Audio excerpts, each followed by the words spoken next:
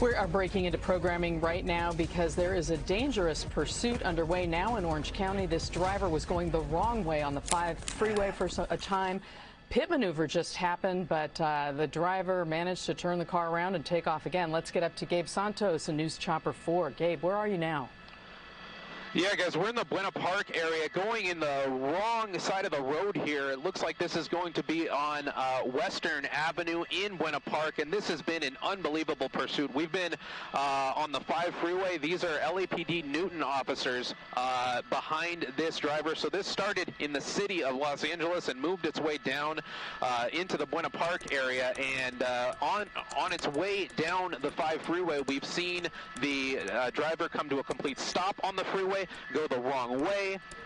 This driver was initially going southbound on the 5 and then turned around to come northbound in the southbound lanes, making a lot of close calls with vehicles in the carpool lane.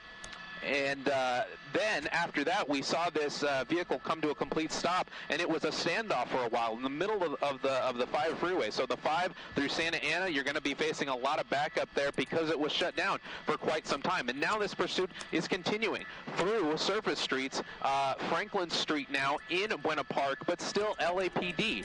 We're hearing this is a stolen vehicle, a possible carjacking suspect. So not only stolen, but that the person driving actually carjacked the vehicle. We're working on more details on that. We don't know if the driver is armed. We do know that they believe there's only one person in the car. So just one person that officers can see so far. But that erratic behavior was continuing for most of this pursuit. This driver not afraid to go the wrong way on city streets and even on freeways. We've seen a little bit more recently in this pursuit as the suspect is making a left turn now on Beach Boulevard. I believe that's going to be back towards the 5 freeway. The suspect is actually gesturing out the window towards officers, and I'm going to zoom in here really tight. Excuse the dark picture. We're dealing with a lot of haze in the area, but it looks like the window is rolled up now, but earlier the suspect was actually gesturing out the window towards officers. So a very erratic pursuit here, very erratic behavior, and we're keeping an eye on it. If you are in the Buena Park area, stay inside and stay away from Beach Boulevard if you can. Yeah, it makes a lot of sense. Gabe, you were overhead when that pit maneuver took place, and it looked like that was going to disable the vehicle and bring this all to an end. And a sort of a brief standoff there ensued with the officers lined up, and then the driver put the car in reverse and managed to take off. Yeah, we saw 2 of those actually, as LAPD is still very close behind this suspect on Beach Boulevard. We saw LAPD attempt to do a pit maneuver on the 5 freeway. After the suspect had been stopped for some time, the suspect turned around from going the wrong way and began continuing southbound on the 5. LAPD made contact with the rear bumper of this vehicle and did a partial pit. So it, the suspect car kind of wobbled for a little bit, but then continued on. Then on city streets in Buena Park, LAPD tried to pit maneuver again and actually turned the vehicle around, so the driver was facing officers. The driver put the vehicle into reverse, turned around, and continued on in the pursuit like nothing had happened. So this kind of behavior, this kind of erratic behavior that we're seeing from this driver is very dangerous, and LAPD is going to want to stay right behind this suspect to make sure he doesn't get away. Where are you now? So we're still in Buena Park, Beach Boulevard, going in the northeast direction. Durango Drive was the last cross street. I'm just going to widen out here to get a feel for the area. You can see the LAPD helicopter still overhead. The next cross street here is going to be Rosecrans. So we're still Beach Boulevard, eastbound Rosecrans. A lot of wide open city streets here, and that's a good thing because we've seen this driver drive very erratically in some very tight streets in residential neighborhoods. We saw this driver up in Commerce earlier today in some very narrow streets, but driving very erratically there as well. So we're seeing this driver just have an absolute disregard for public safety as we continue here Beach Boulevard east, in the northeast direction. Yeah, and I guess at least right now, for the moment, this driver is traveling in the correct direction, because we've certainly seen that both on the freeway and on surface streets where there's been no regard for direction of traffic and following the rules. Right, exactly. That is exactly right. The behavior from this driver that we've seen so far is just, you know, you don't like to see this. You hate to see it. And when a driver behaves like that in these situations, it really makes you wonder how this thing is going to end. Now we see this driver going a little bit slower, continuing on Beach Boulevard, staying in the right lane. This behavior kind of varies from what this driver did earlier. Now he's making a U-turn. We've seen a lot of those. We've seen a lot of U-turns going northbound, southbound, and now we've seen him go eastbound and westbound on Beach Boulevard. In these situations, it's kind of like the driver is just aimlessly trying to drive around, enjoying his last few minutes of freedom. But with LAPD this close behind, and you see the LAPD air unit staying very close overhead, it's very unlikely that this suspect is going to get away. So at this point, it's just a matter of he or she enjoying those last few minutes of freedom. Bear with us here. As I mentioned on the online stream, we're dealing with a lot of haze in the area. So if you notice the picture looks a little foggy, that is why. It's not necessarily fog, but just a lot of haze. So we're all dealing with that up in the air. The LAPD ground unit is also dealing with that down at a lower altitude. The ground units behind the vehicle are not necessarily dealing with that. So they're going to try and stay really tight behind and keep an eye on where this driver goes. Now apparently having enough of that erratic driving and just going at the normal flow of traffic and following most rules, even though we saw that illegal U-turn earlier. But that's kind of the least of our worries after we've seen what this driver has done. Coming up to a red light now and actually coming to a complete stop. This is going to be Beach and Rosecrans. We've been here before. We saw the driver come in the other direction, and we turned around and we're coming back in the west direction, about west on Beach Boulevard. And the driver kind of waited for a little bit, looked both ways. Almost ridiculous when you consider what this driver was doing earlier on. Now he appears Gabe, to be... we're showing that right now. I just want to let you know, we're showing our viewers this crazy behavior where you can see the driver traveling in the wrong direction on the 5 freeway. I mean, this is just shocking. I think all of us watching this as you were overhead were just wincing as we saw the danger here. Right, just incredible danger, especially in those moments when the driver was going northbound in the southbound lane, in the carpool lane. I mentioned that he or she didn't appear to be trying to cause an accident because the driver was swerving to avoid oncoming vehicles, but it was definitely not safe, and anything could have happened in those moments. Now we're seeing another U-turn, continuing on the other direction now in Beach Boulevard. So still on Beach Boulevard. Still on Beach Boulevard, just change of direction once again. And at earlier count, Gabe, it looked like there were at least half a dozen police vehicles behind this driver. Yeah, we have a lot of units from LAPD behind this driver. We saw CHP join in on the activity when this was back on the 5 freeway, but we never saw the suspect. We never saw CHP take over the pursuit. This has always been LAPD handling this, which is a little bit surprising because we're very far from LAPD's area. These are officers from LAPD's Newton Division, and they are staying extremely close with this vehicle, even though we're pretty far out of their area now. We're coming up on another intersection here. This is back to Beach Boulevard and Rosecrans, making a right turn. So now we're seeing that kind of behavior now, where it appears the suspect may be familiar with this area, or maybe not. But you know, he's gotten familiar enough because he's been driving around for a few minutes now that the suspect feels comfortable just kind of staying in the area. And we're seeing an LAPD unit make a little bit of a run on that vehicle there. My pilot Aldo is going to get around these trees here and get us a better shot. Please excuse the fog there, TOC, and the bright picture here. We're just shooting through the fog here, but you saw that LAPD unit make a run to try and do a pit maneuver, and then every time that has happened in the past, this driver just continues on and speeds up a little bit to get away. We've even seen this driver swerve out of the way and actually turn left and turn right to avoid a pit maneuver, and that's something that we don't usually see. That tells me that this driver is willing to do anything to get away right now.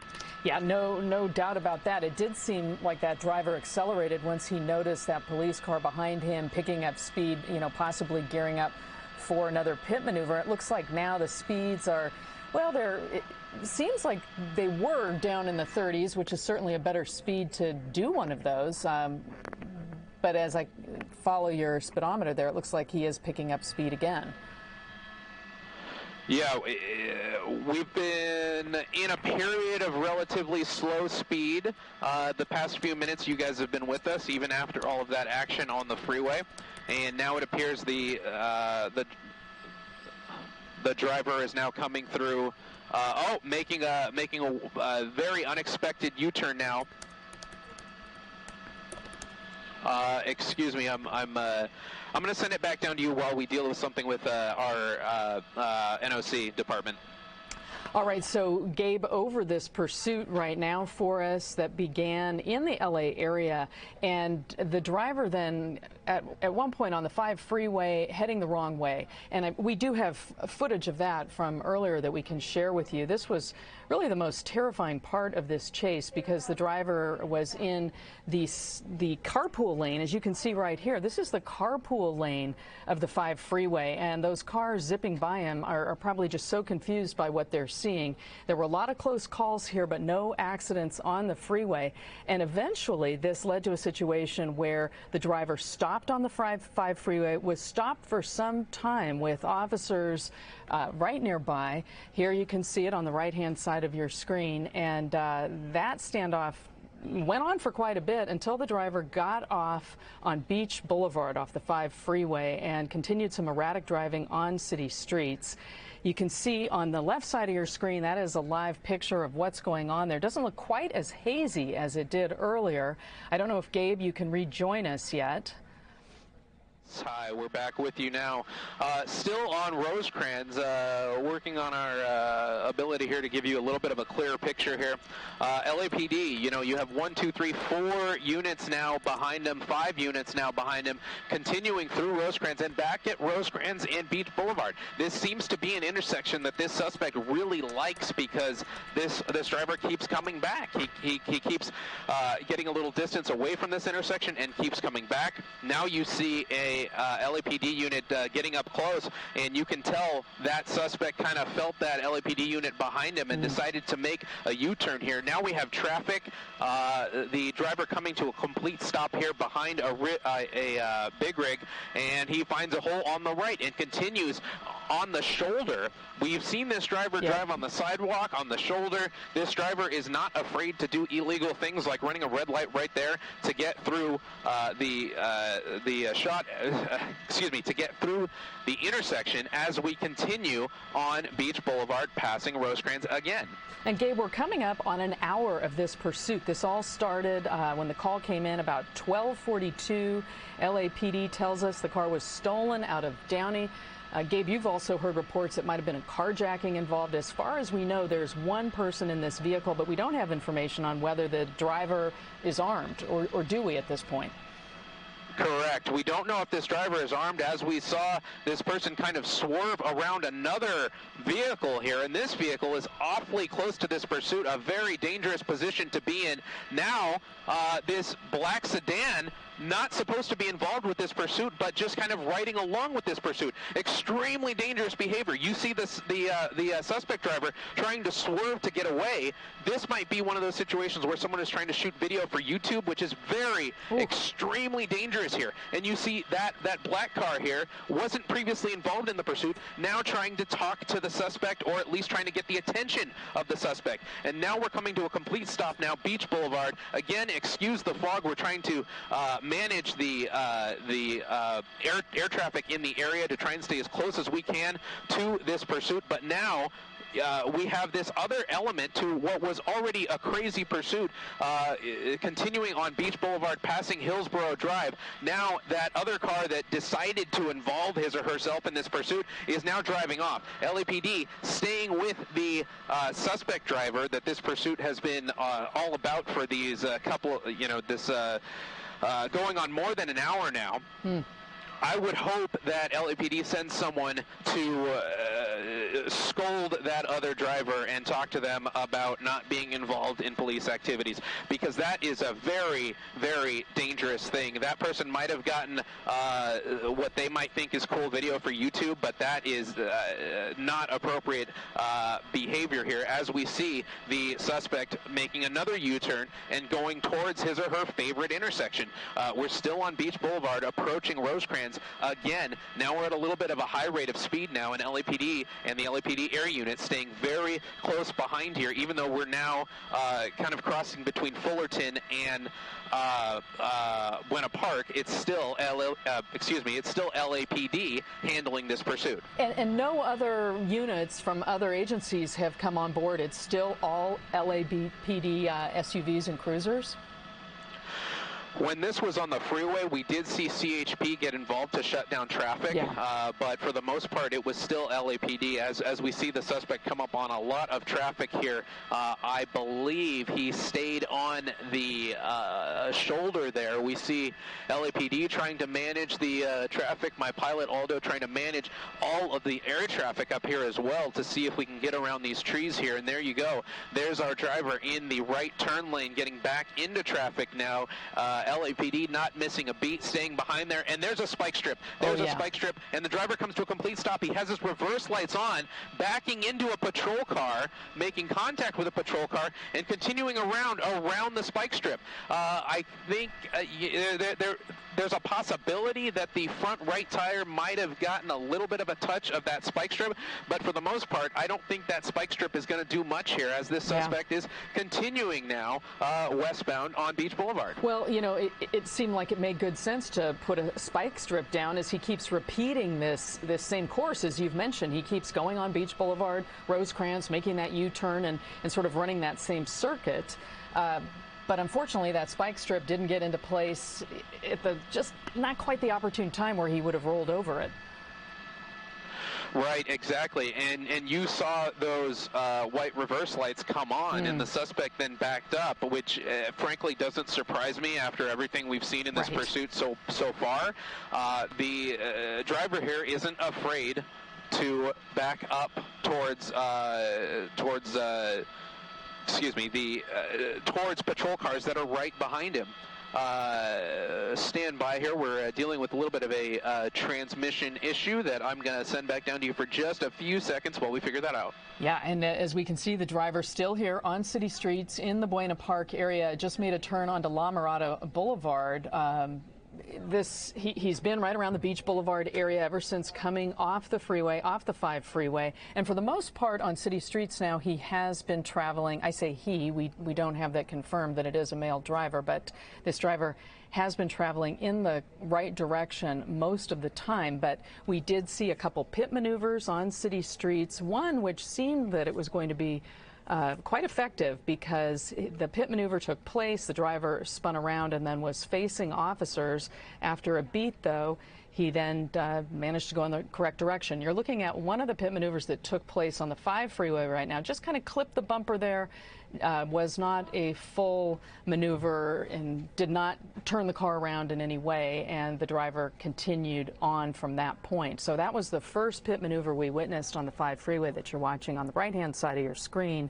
And then later, once this driver exited onto Beach Boulevard, that's when we saw another maneuver that really seemed like it was going to bring everything to an end. One of the challenges has been, as Gabe Santos has mentioned to us several times, and you can see it on the left side of your screen, is that thick haze that the helicopters are having to contend with as they maintain view of this pursuit. And Gabe, are you back with us? Yes, back with you now. We're taking a little bit of different roads now. We saw the suspect make a turn off of Beach Boulevard, and now we're continuing on Alondra Boulevard. LAPD still behind the suspect here, continuing in a little bit of a westbound direction. This is one of those ones that you just you think you can predict it, and then it turns out that you can't predict it. We thought the suspect was going to hang out in Buena Park, as we see LAPD try and make a move towards another pit, and there you have the suspect driver making a move to get out of the way again, and LAPD has to back off. It's a very dangerous situation where LAPD has to weigh the safety of the public with wanting to bring this very dangerous pursuit to an end. We saw that spike strip attempt earlier, but I don't think that spike strip made contact with any of the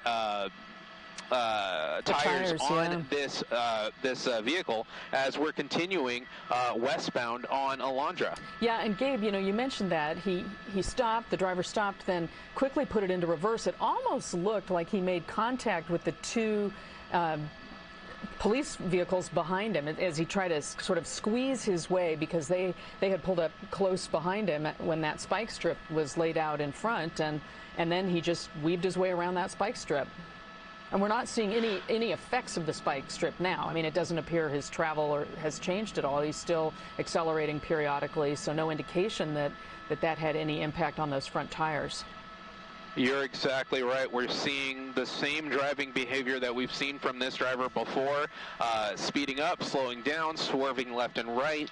That tells me that he's having no problems with his tires as we go over the 5 freeway again, back in the Santa Fe Springs area. So we kind of are staying in an area where this suspect is familiar with now. There's the 5 freeway right below the Alondra overpass.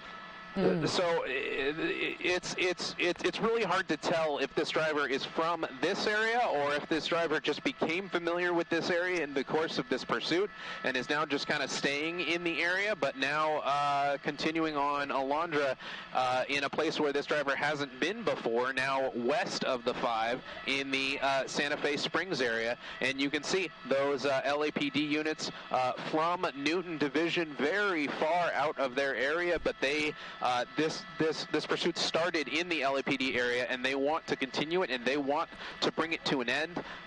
We haven't heard anything about additional spike strip locations, but we're sure that LAPD is trying to work on that and just kind of see what their next move is going to be as far as bringing this pursuit to an end. And we're coming up on another intersection here, making a right turn on, I believe that's going to be Carmenita, and not making a right turn, deciding to stay westbound on Alondra. So there you see that continued erratic driving.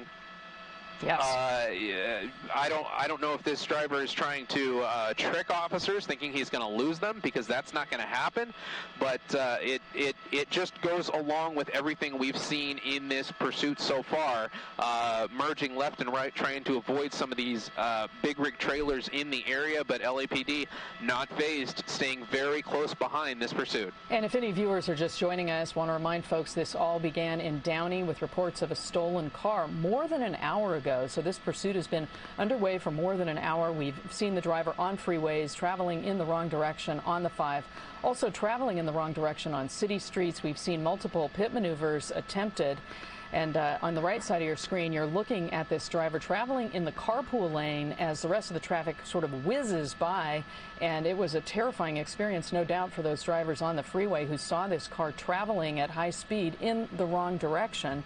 You know, Gabe, it looks like officers might be trying to set up to do another pit. Are all these officers? Yeah, you're exactly right. You're exactly right. They're getting up close again and backing off again. Yeah, it's tough when those speeds reach, when he accelerates like that, it becomes more difficult to do a pit maneuver. Do you think that all of these officers are pit approved, or how does that work? Yeah, the majority of these LAPD officers are going to be PIT approved. We've seen them attempt it once or twice before, as we see the driver now going in the wrong way. We've made a turn on Bloomfield, now in the Downey-Norwalk area, still continuing in the wrong direction, northbound. LAPD staying in the correct lanes, but still trying to keep a close eye on this driver, now in the wrong direction. Oncoming traffic, they're coming towards the driver, and we're going to see him make another U-turn. This driver seems to be very good at making U-turns, because whenever he gets in a pickle, he just makes a U-turn and gets right out of there, and we just saw that right now. Another spike strip being thrown out by an LAPD officer. I think that maybe got the left rear tire. If we're lucky, that's what it got. I don't know if that's going to be enough to bring this pursuit to a stop, but it might slow this thing down as the suspect continues now under the helicopter here. You're seeing us have to widen out the shot as we're keeping track of all the air traffic in the area and maneuvering around all these U-turns that this driver is doing. Back to Alondra Boulevard now, making a right turn onto Alondra. Now he's directly under us right now, so I'm going to have to keep a wide shot as we track this driver going in the northbound direction now. My pilot Aldo doing a great job maneuvering through the haze and the fog, and you can see that one LAPD unit staying right behind this driver, now continuing on, still on Alondra. We'll see what this guy does next, but at this point it's kind of unpredictable. And Gabe, I did see that one LAPD SUV cross over that center divide. He was one who, after this driver was traveling in the wrong direction and then made that U-turn, we saw that SUV cross over the center divide, and he appears to be sort of the lone officer in pursuit right now. But there's the others who are about to pull a U as well.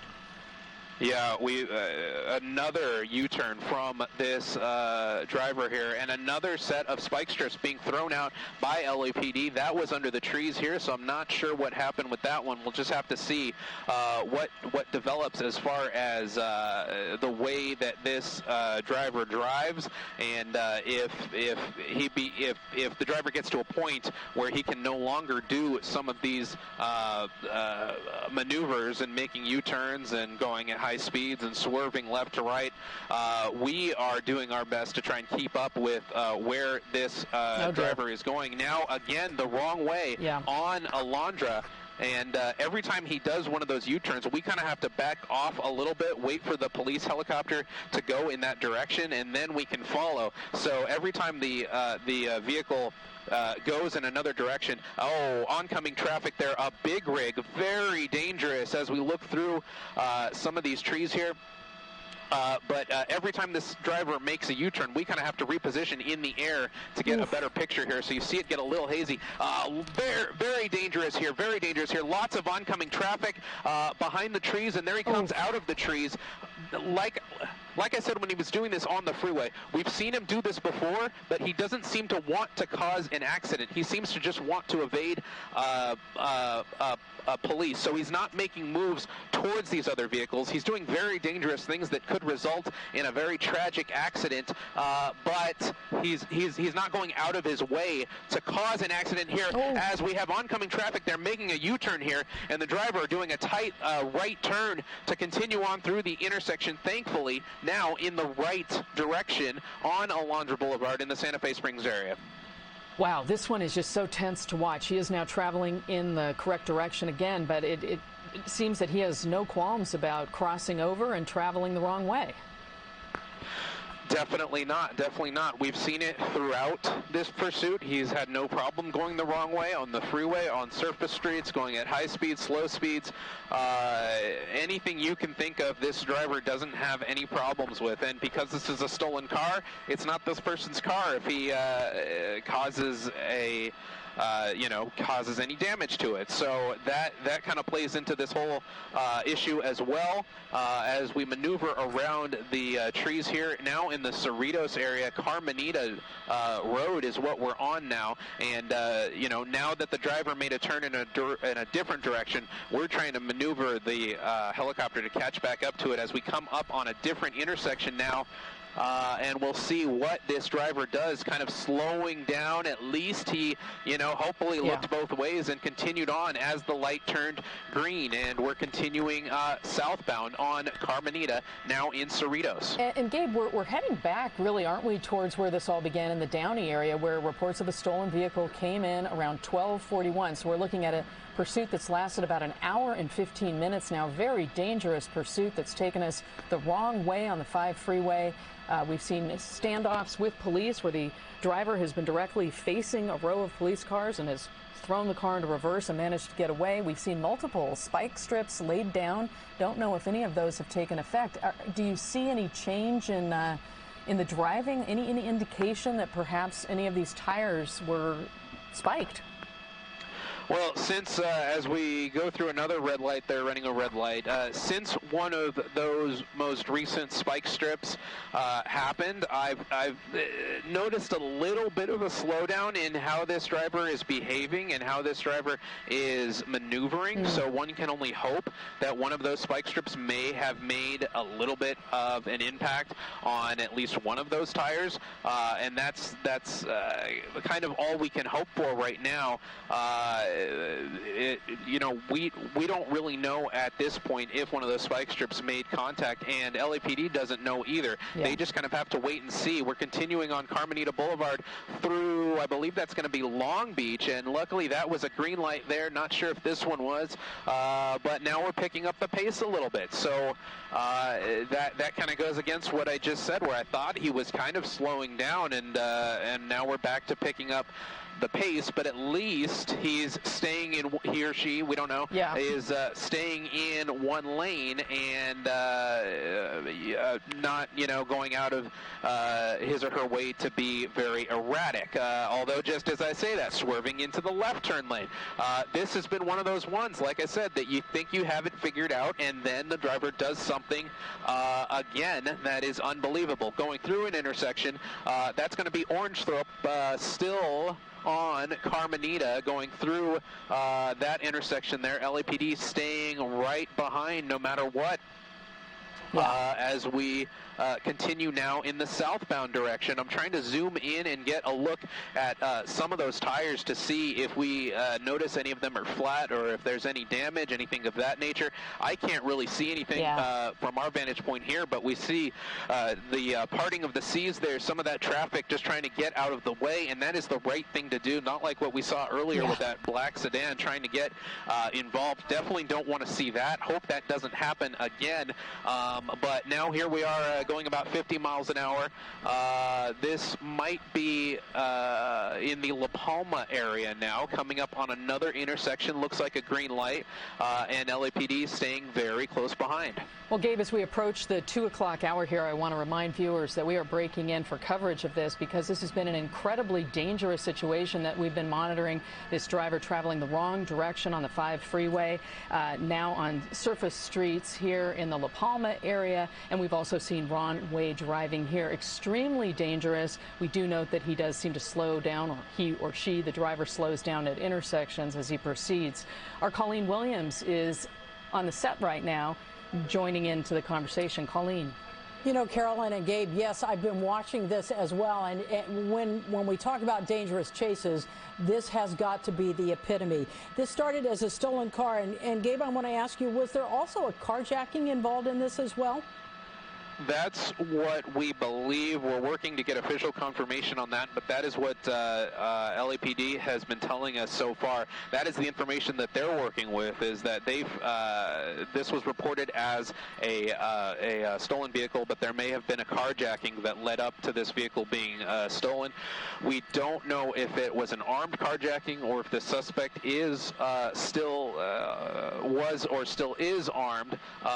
We're working on those details, but anytime you have a carjacking occur, that definitely raises the stakes, and it makes LAPD very much want to take this suspect into custody, especially after all of this dangerous driving we've seen. Now on a little bit of a smaller road here, going through some greenery still in the Cerritos area. This, I believe, is going to be Del Amo. But LAPD, even as we get further and further from the LA area, LAPD is staying right with it. Yeah, this has been a really interesting one to follow. At one point, I counted 6 different LAPD SUVs behind this vehicle. I don't know if that number has changed at all, if any others have dropped off or more have come on, but certainly seems like you need as many as possible in this pursuit. Yeah, you definitely do, because this has been one of those ones, as we've said before, another spike strip there, LAPD dropping another spike strip there, and I think that got at least 2 tires here, but that definitely spooked the driver as he speeds up a little bit around traffic going through the center median here, and that's when this gets really scary, because when LAPD gets up close to the driver, when they make moves on the driver to attempt a pit, we see this person drive even more erratically than we've been seeing before. And that's a very scary situation, but at least we think that that spike strip made impact on at least 2 of the tires, so hopefully that will bring a change on this driver's behavior and maybe slow this thing down a bit. And we want to remind people what a spike strip does. I mean, a lot of times people think if a driver hits a spike strip, all of a sudden the tires are going to blow. That is not what they're designed to do. They are designed to designed to slowly leak air out of the tires. So if at least 2 of his tires caught this within 5 to 10 minutes or so, he's going to be running on flat tires. Yeah, that would be the idea, wouldn't it? Yeah, that is, of course, the goal that LAPD wants to do here, to put this driver on flat tires so he can slow down and eventually come to a stop. But we still see the same behavior as we've been seeing in this pursuit, going in one direction for about a mile or 2 and then making a U-turn, and going in another direction for a mile or 2 and then making another U-turn after that. And that is kind of been the MO. Another spike strip there, got me on my words there, but that one looked like it was another hit there. So we see LAPD really using all of their resources spike strip wise, now that we're seeing a lot of repetitive motion back and forth on some of these roadways, and hopefully we're going to start seeing a change in behavior as we maneuver around these trees here. Hopefully we're going to see a change of behavior as it's pretty much very apparent that at least, I'd say, 2 of those spike strips made impact with the vehicle. And now we're coming to a little bit of a slowdown here. Okay, now a Gabe, creep. Yep. Gabe, we want to interrupt for just a second here. Once again, you're seeing he just hit 2 spike strips. He may be losing some stability in the car. He's actually stopped at this point. But it's just after 2 o'clock here. We want to let people know, just sort of recap this a little bit, let them know what we're watching here. This is a chase that started about an hour and 15 or 20 minutes ago. It's been a very dangerous chase, and that's, of course, why NBC4 has been on it for the better part of that hour. This is a guy, Carolyn, who's been going the wrong way on the 5. He actually backed into or tried to back into some officers on the freeway there. Well, and as we look at this now, Colleen, this is a really tense situation. We see all these officers now, weapons drawn. We see all these officers now, weapons drawn. He's stopped. Imagine being these cars that are just trying to, go about their business. They're now stopped. They see this law enforcement response, and it appears to be moving again. Gabe, can you tell if any of those tires are disabled as he rolls forward here?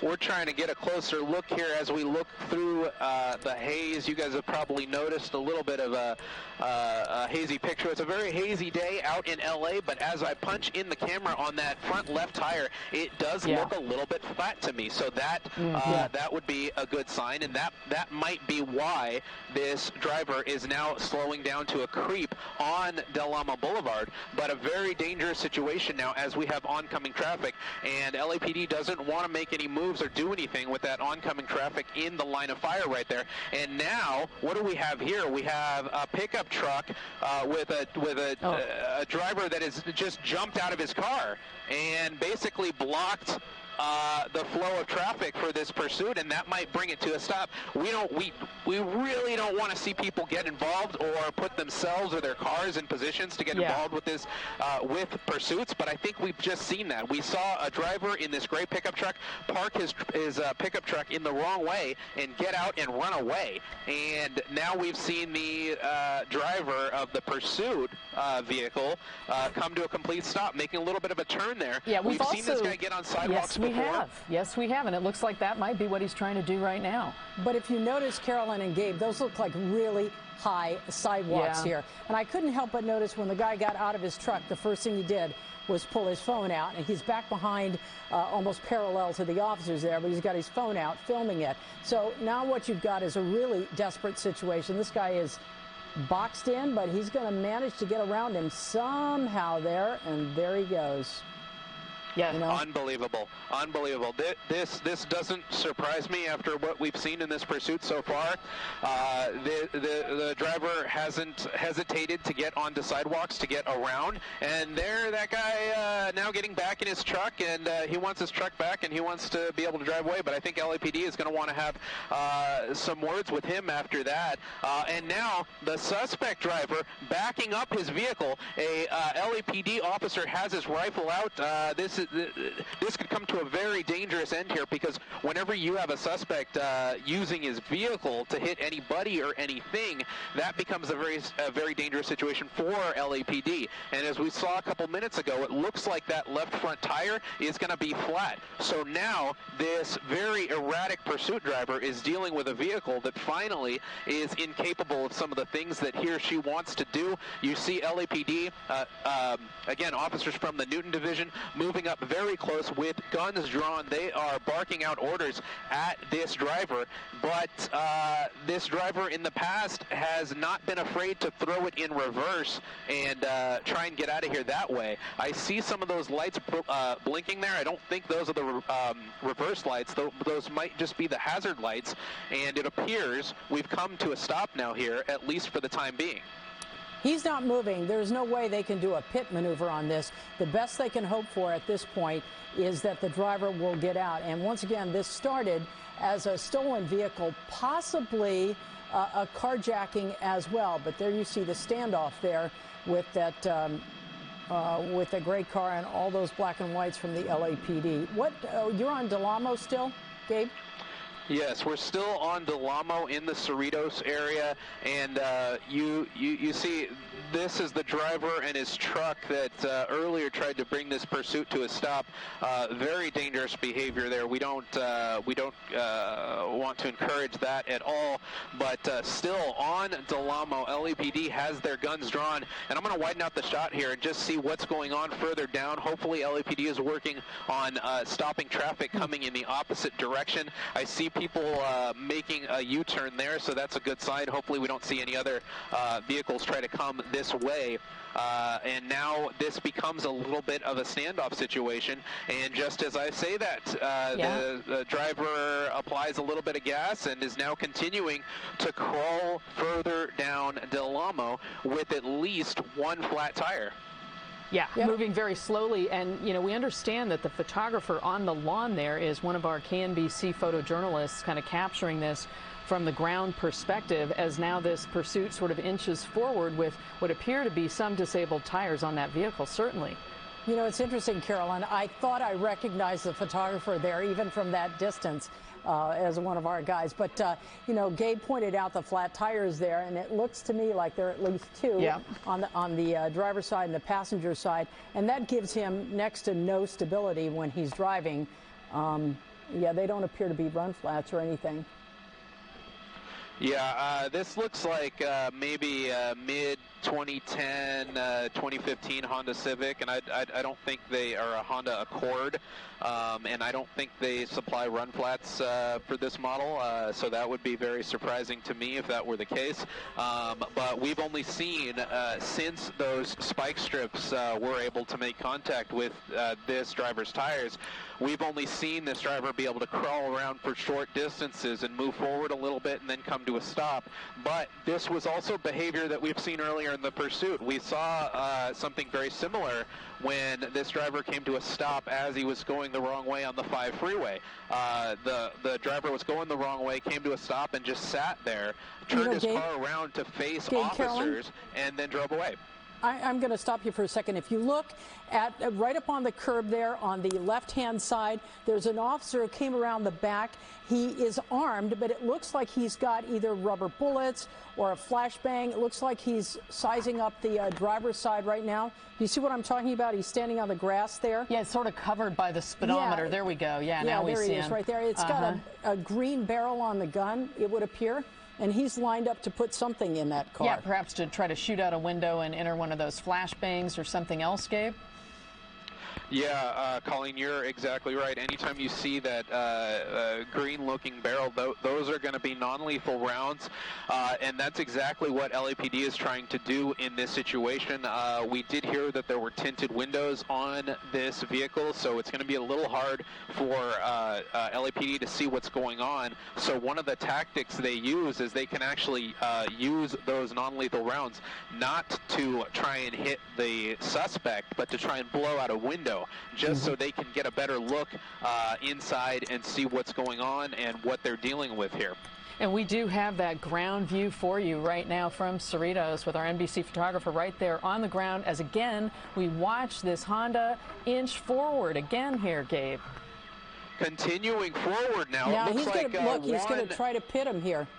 Yep, it looks like they might try to do another pit here. There it is. LAPD trying once, trying twice, and you can see now pinning the driver into other lanes there, and the driver is continuing on. This guy has no intention of stopping and will do whatever he can to drive out of a pit, and we see this lead LAPD unit again, another harder pit, pushing the driver from the rear, but that also appears to not have any effect. This car with multiple flat tires is now continuing through the intersection of Del Amo and Bloomfield. Now we see him come to a stop again. LAPD racing to get right behind the suspect. Yep, on the wrong side, exactly. So LAPD has to be very careful about crossfire. They are having the air unit look down the street, and as I widen out the shot, oh, that was not what I wanted to see, guys. There's a lot of oncoming traffic there, a lot of people in the way, and this becomes a very, very dangerous situation for LAPD, and you can see they have one of their officers, that looks like a sheriff's deputy unit, there trying to stop traffic for them. And there's also that bus on the other side of the traffic pattern here as well. Do you see those sheriff's deputies in the parking lot there? Do you see them? Those guys are in deputy uniforms there. I saw them earlier. They seem to be armed. There you go, right there. Yep. Good eye, Colleen. Yeah, you are absolutely right, Colleen. They are trying to clear the intersection and get any pedestrians just kind of out of the area. And you probably are going to see one of those sheriff's deputies try and run down the road here and try and get these other cars to maybe make U-turns and get out of the way, or have these drivers get out of their vehicle to get out of their way. And you see someone with a truck there just jumping onto the median and getting out of the way, and that's the safer way to go about this. He has been using this car as a deadly weapon. He's tried to back into the officers, so that would be considered assault with a deadly weapon. But Carolyn and Gabe, do we know if he's armed inside the vehicle as well? We have not heard that. We've not heard specifics about whether this driver is armed or not, but LAPD always has to act, and any agency for that matter, they have to act as if this driver could be armed. So they have to take every precaution to be very careful and do what they can to make sure nobody gets injured if anything were to happen like that. Now, it did look, Gabe, like his window, the driver's window, had inched down just a bit. I don't know if I didn't see that correctly, but it did look to me like that driver's window, well, maybe not. It's difficult to see. Well, I think you're exactly right, Colleen. I think the driver rolled the window down and then rolled it back up. So I don't know if he or she was trying to communicate with police in any sort of way. We've seen this person gesture out the window. Oh, yeah, it's coming down right now. He's rolling the window down now. I can see that from Armando's camera. Our KMBC photographer who was on the ground had a better view of that for a moment. And again, Gabe, he did roll it down and then quickly sort of raised it again, it looks like. Yeah, you can definitely see some movement, Carolyn and Gabe, inside the car right now. Yeah, I can see a hand moving around. The driver looks agitated at this point, which kind of makes sense and goes with everything else we've seen so far. I'm just going to widen out the shot here, you know, in case anything happens that we don't want to see. And as we see, the driver is now continuing now with those flat tires. Bear with us as we get the most focused shot possible for you guys. And this just kind of goes with everything we've seen so far in this pursuit. The driver of this suspect vehicle now perpendicular with officers here. Yeah, and with really no regard for law enforcement, that's why we have broken into programming to bring this extremely dangerous pursuit to you, as we see officers now trying to inch forward to this vehicle that's now perpendicular to them. And as Colleen pointed out, there are also deputies stationed right here in the parking lot that's adjacent to all of this. And we want to remind people this is in Lakewood right now. This is at what is normally a very busy intersection at Bloomfield and Delamo. You can see the officers, the LAPD officers, just trying to box him in at this point. They rolled forward, Carolyn and Gabe, using the SUVs and the doors like a shield. He's got nowhere to go except over the curb. I would think at this point, it doesn't look like he's going to be able to back out of there. And keep in mind, he's got at least, by our count, 2 flat tires from hitting several spike strips. Yeah, multiple spike strips thrown down, and we know that he certainly did make contact with at least a couple of those. Yeah, guys, I'm back with you now, just getting some more information from our assignment desk. We do know, as you've seen from that ground shot, that this driver is a male, and he appears to be communicating with police in some way, looking very disturbed and upset. LAPD has to be very careful just with how they move forward with this, because this is now a dangerous standoff situation. They know that this driver has been known to back up his vehicle to try and get out of situations like this. So you can see officers getting in their vehicle and pinning it right up against the rear bumper of the vehicle to try and make sure that he doesn't do that again. And we might be in a situation here where the driver is against a curb and against this patrol car, this black and white, against his rear bumper, where he might not have anywhere else to go. So now officers have to work on clearing pedestrians from the area and make sure nobody's in the crossfire, and then they can work on transitioning to more of a standoff mode and try and convince this driver to give it up and to do it safely. Okay. And Gabe, we are now seeing a back window that was blown out of that vehicle, so they did use some of their resources on scene there to blow out the rear passenger side window. So at least they can see in perhaps a bit better as to what's going on there. Gabe, have you heard any chatter about bringing in a Bearcat or something like that to assist with this operation at this point?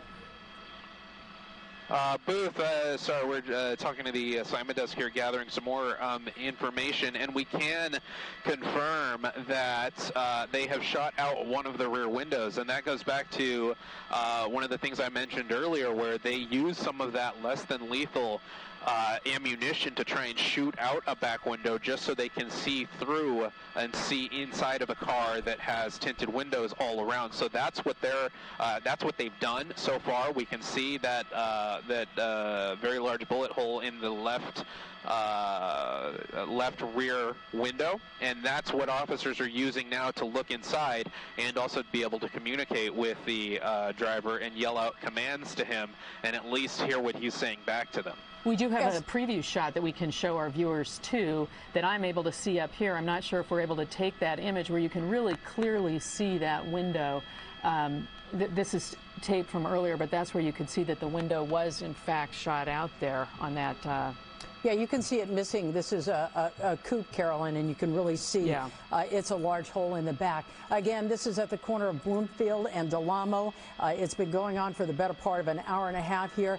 Gabe, can you bring us up to speed about how it started? It started as perhaps a stolen car or maybe a carjacking here? Yeah, we did hear that this began with a carjacking. Unknown a lot of the circumstances behind that. We're working on further details as far as that side of it goes. But then LAPD actually ran plates on the vehicle, and they realized that it was a stolen vehicle. So LAPD officers from the Newton Division began their pursuit. When LAPD started their pursuit, this was in the city of LA, around the downtown area, or a little bit removed from there. Suspect came down the 5 freeway, getting on surface streets for a little bit, making a lot of aggressive maneuvers on very tight streets, continuing down the 5 freeway past the 91, eventually making a U-turn on the 5 freeway and going northbound in the southbound lanes. And I think that's the video that we're showing there now, as on the left side of your screen, as the suspect was in the carpool lane, basically using the carpool lane on the southbound side as his own northbound side. A lot of very close calls with oncoming traffic there, eventually turning around and getting back on surface streets in the Buena Park area, continuing on surface streets now to the Lakewood area where we stand now, which is pretty much a standoff situation at the intersection of Bloomfield and Delamo Boulevard, where LAPD, way out of their range, but since this was their pursuit, they are continuing to effort bringing this one to a safe end. You see LA County Sheriff's deputies also on scene here to try and control traffic and try and get pedestrians out of the way and just make sure that they are safe from that perspective. And then you see where we're at now, where LAPD has used one of their cruisers to try and pin the rear bumper of this car against a curb on Bloomfield Avenue. And they've also used some less than lethal fire to shoot out the rear window, that left rear window of this car, to try and shoot inside and communicate with the suspect. And now we have a little bit of a standoff situation. We haven't seen the window roll down. We haven't seen any obvious motions from the suspect in the past few minutes.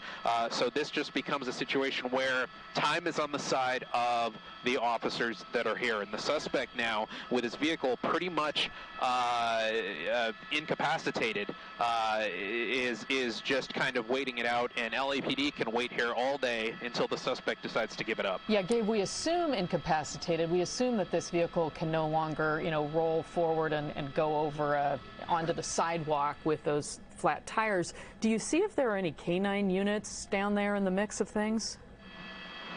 I'll widen out the shot here and do a little check on that. We don't see any that have pulled up to the scene just quite yet, although it wouldn't surprise me if they are just kind of out of the frame here and making their way a little bit closer to the scene.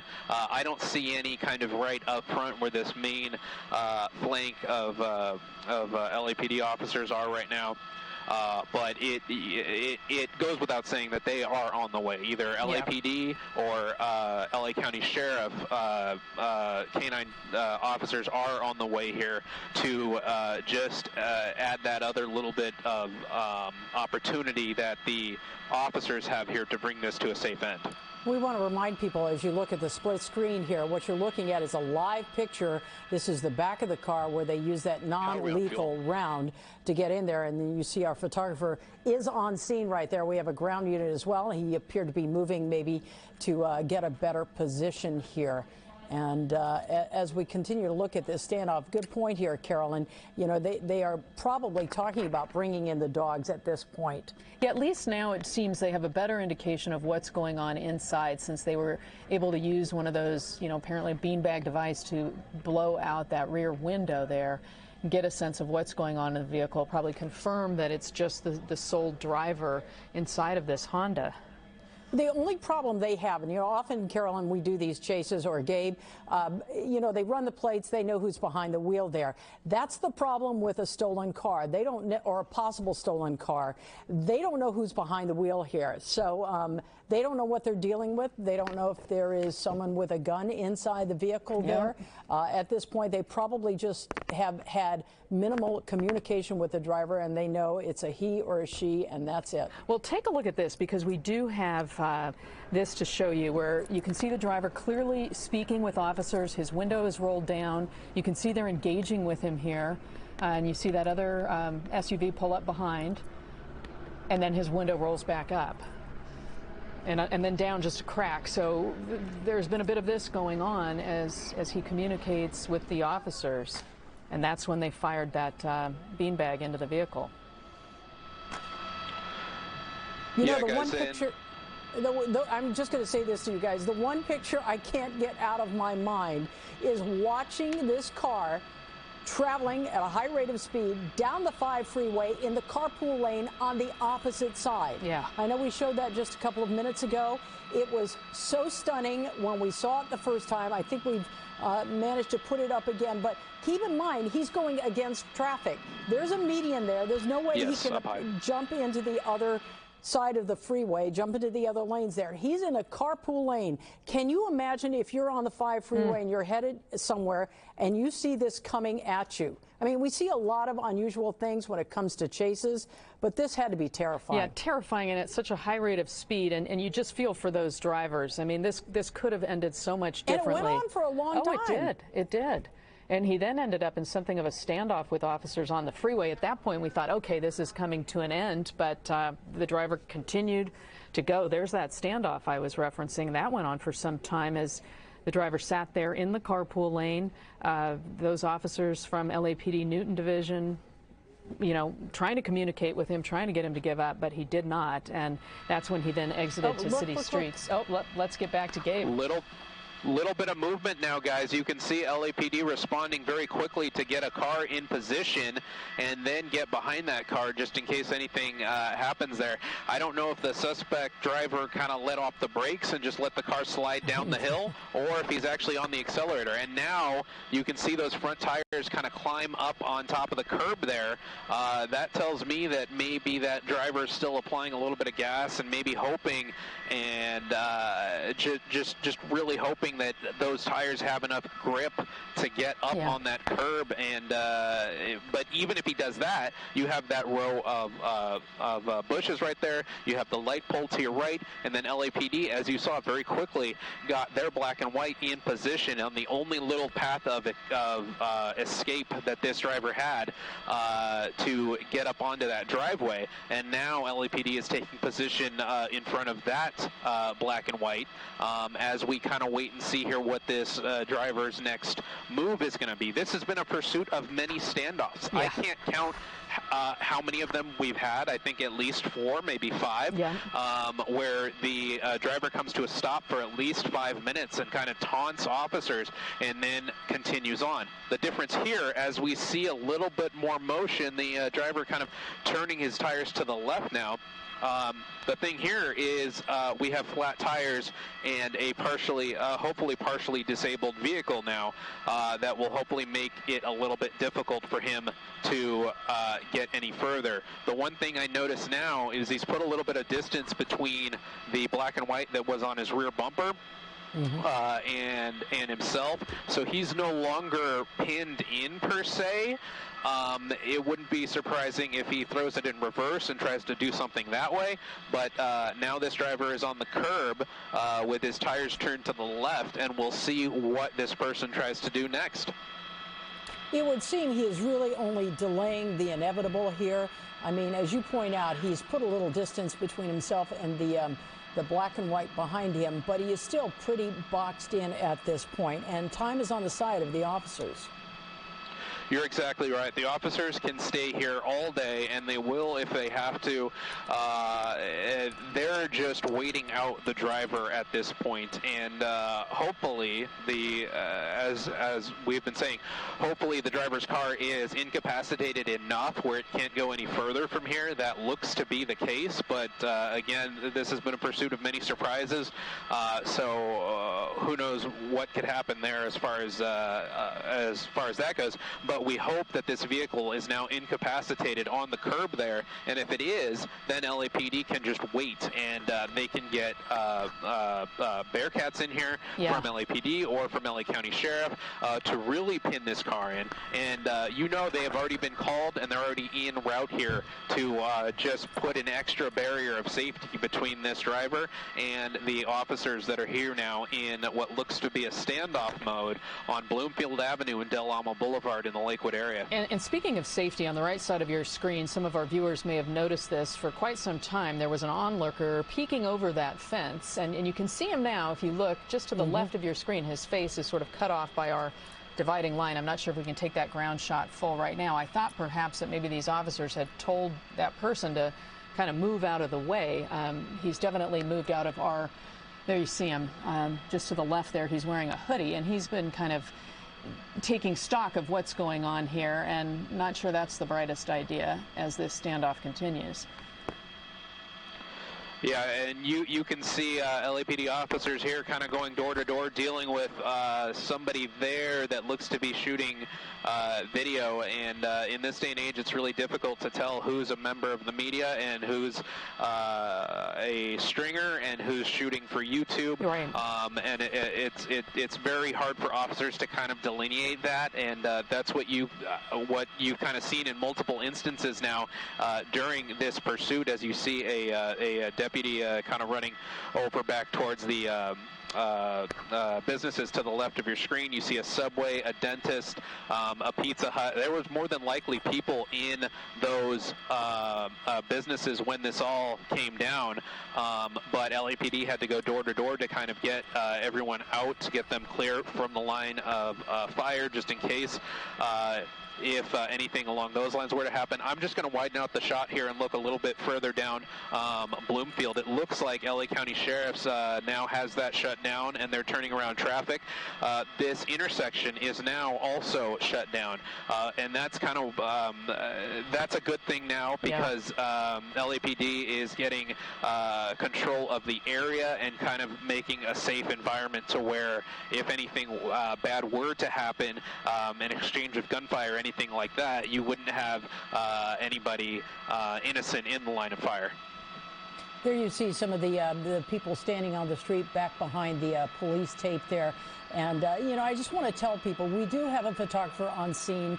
That's a ground unit there, but they have a very, very long lens. And so they are in what we call a safe zone. So they know to be well enough back from what's going on there. But again, with a long lens, we have the ability to take pictures from a long ways away. Gabe, you were just looking out. And I want you to stay tight on that shot, if you will. But give us an idea. Is it 2, 3, 4 blocks on Bloomfield and Del Amo? They've shut, these are major thoroughfares. They sure are. So they've shut these down? Yeah, these are major thoroughfares through the Lakewood area. I'm looking out the helicopter window now, and they're even starting to clear some media from the area that have been kind of rolled up pretty close to this, where this pursuit kind of came to this stop.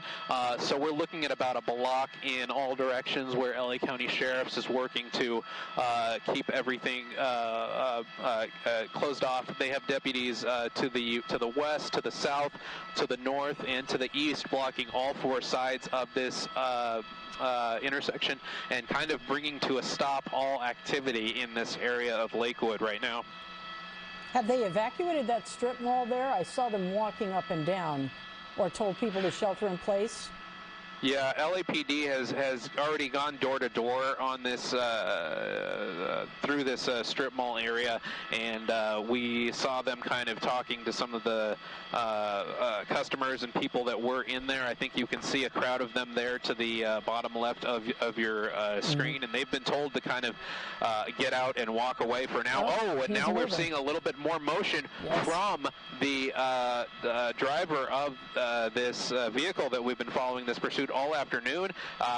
If I'm not mistaken, it looks like he threw it in reverse and just tried to back off the curb there, and now he's bringing it forward a little bit.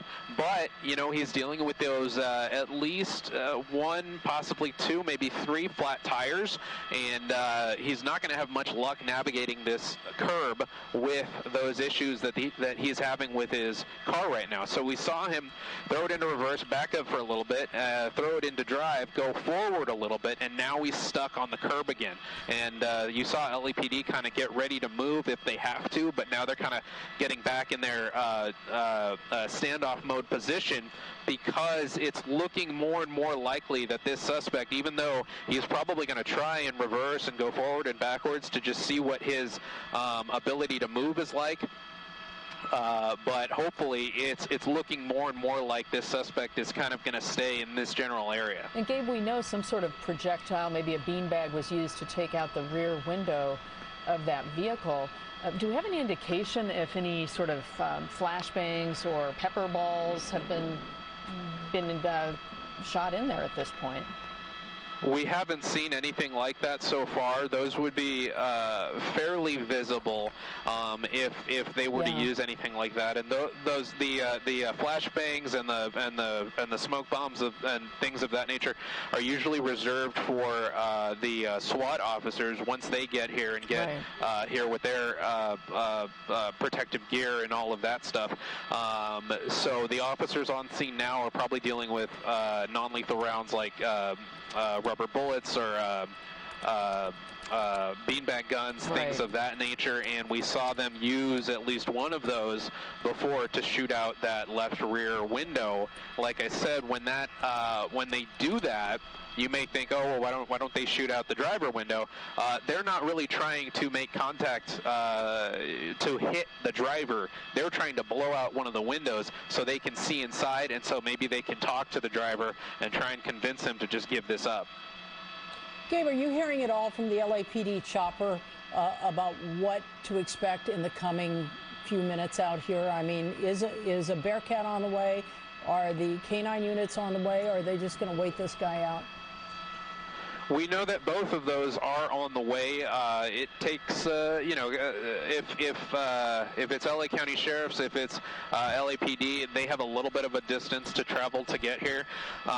We are very far outside of LA city limits, so if it's any LA city resources that are coming here, they're going to have to deal with traffic just like the rest of us, even though they're going to be rolling with lights and sirens down the 5 to get to this scene.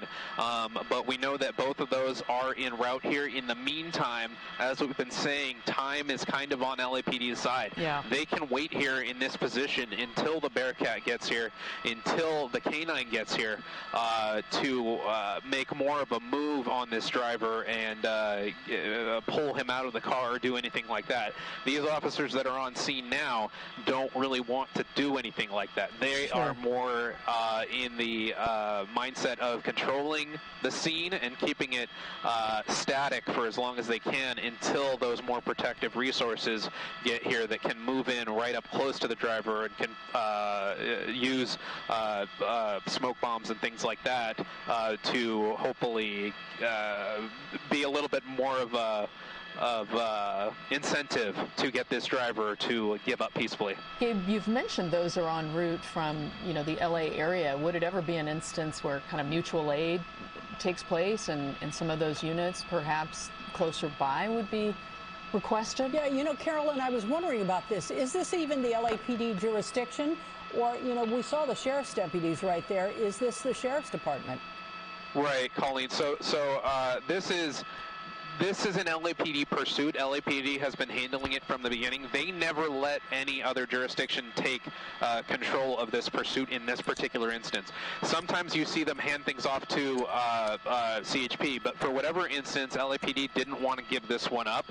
And there could be, you can read into that there's something more about this pursuit, that they wanted to bring it to an end themselves. But to answer your question, we are very far outside of the city of LA, so we are not in LAPD's jurisdiction. That's why you see these LA County Sheriff's cars working the traffic side of things. They are clearing the traffic and letting the LAPD units that are here that have been handling this pursuit focus on dealing with the suspect. And Carolyn, you mentioned mutual aid. You would have that is definitely a possibility. Those calls are being made, and if a Bearcat from a nearby department gets here first, then all the better. That's something that LAPD will probably welcome in this case. I would imagine. I mean, as you've said, they have time on their side for the moment, but as we see him like inch onto the sidewalk there, you just never know what you can do with the rims of this vehicle. We understand that the tires are certainly impacted, but what would happen if he were to throw it in reverse? I don't know. Yeah, that's definitely a possibility. We saw them take that black and white that was behind the suspect, and now we see officers jumping in that car now. What I'm guessing they're going to do is try and slide up a little bit. There we go. Yeah. We're seeing them try and use that car to pin the rear bumper of this vehicle in, so that he's now pinned between a vehicle and the curb, and that kind of takes out the possibility that you mentioned of this suspect throwing it in reverse and trying to get out that way.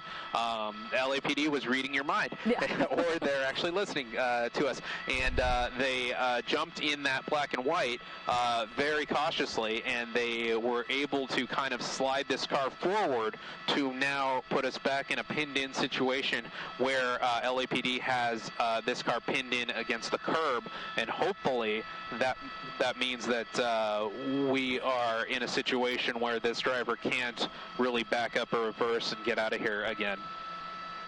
All right, once again, if you're just now joining us, Carolyn, correct me if I'm wrong, this has been going on for what, close to 2 hours at this point? Yeah, we're hitting the 2-hour mark in 1 minute, because it all started at 12:41 with reports of a stolen car out of Downey, and then that sort of evolved into a possible carjacker out of Downey, and Newton Division of the LAPD got on this one quickly, and the chase then, as you've pointed out, Colleen, led to those terrifying moments on the 5 freeway where this driver was traveling in the wrong direction for some time in that carpool lane. Right now we're in the city of Lakewood. This is a very busy intersection here. You see a strip mall with I believe a Pizza Hut, a nail salon, a dentist is in there, and the LAPD has been going door to door telling people to, I assume, shelter in place, because we haven't seen anybody walking around out there. But again, this is the intersection of Bloomfield and Del Amo.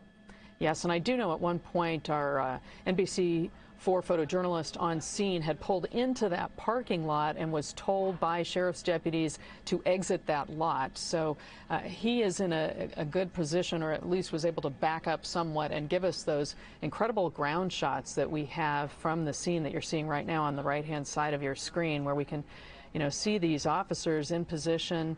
And again, we do see those folks looking in from the fence line there, these onlookers. We talk about this being a busy intersection. We see the strip mall there. This is Bloomfield and Del Amo in the city of Lakewood, but just down the street, and they've really cordoned off these blocks here. They've blocked traffic and people from getting in there, and these are long blocks.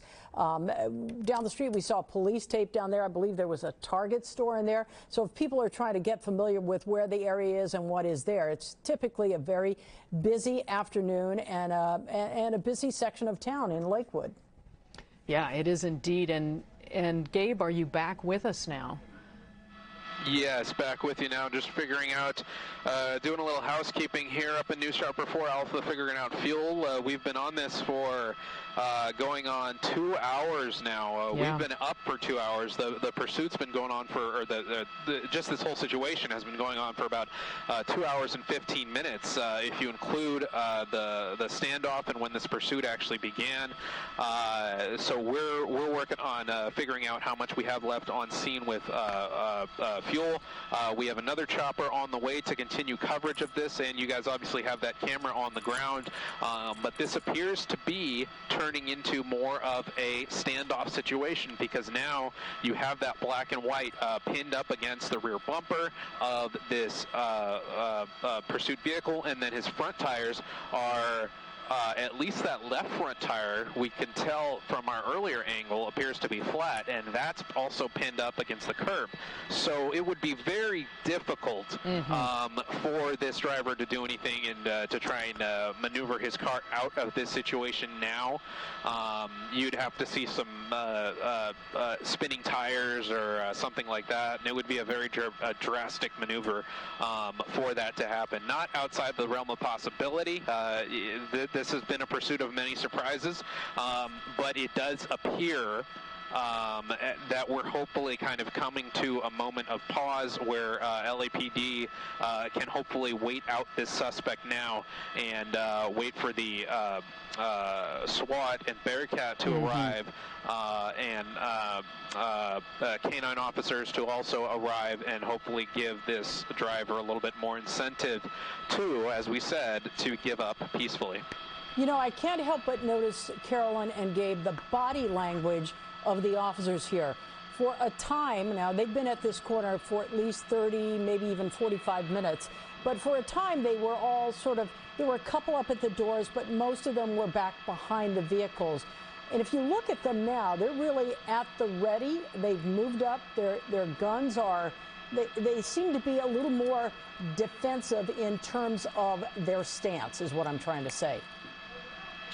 Yeah, and you'll see that when LAPD is kind of moving in a little bit closer to a suspect and a standoff situation such as this. They all still have their guns drawn. We haven't heard any confirmation on if this suspect is armed or not, but LAPD and officers from any department really always have to act as if the suspect could be armed. And considering the behavior that we've seen from this driver so far, the past 2 hours this afternoon, we know that this driver doesn't really have a care for the safety of others. So we kind of have to act like this driver is capable of being armed or doing something else to harm another person.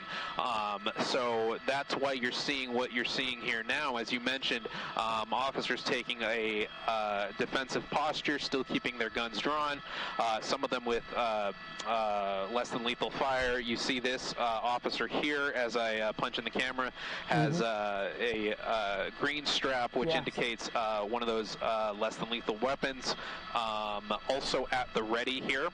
And LAPD is going to maintain this stance, like we've been saying, until we get other resources here that would be more armored SWAT officers that would be able to either make a move on the vehicle or use flashbangs or things of that nature to get this suspect out of the car and finally bring this thing to an end.